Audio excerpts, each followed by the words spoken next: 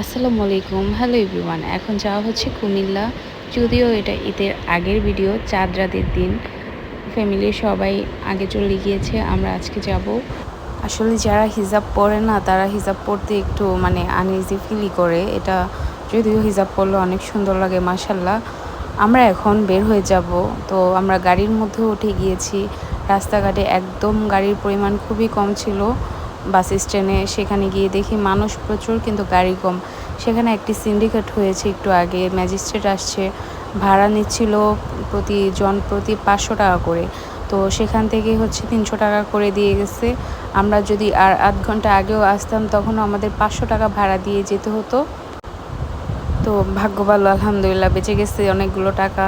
তো গাড়ির মধ্যে উঠলে কিছু হাবিজাবি খাবার না খেলে মনেই হয় না যে কোথাও যাচ্ছি বা গাড়ির মধ্যে উঠে বসে আছি। বোরিং ফিল হয় এক রকমের।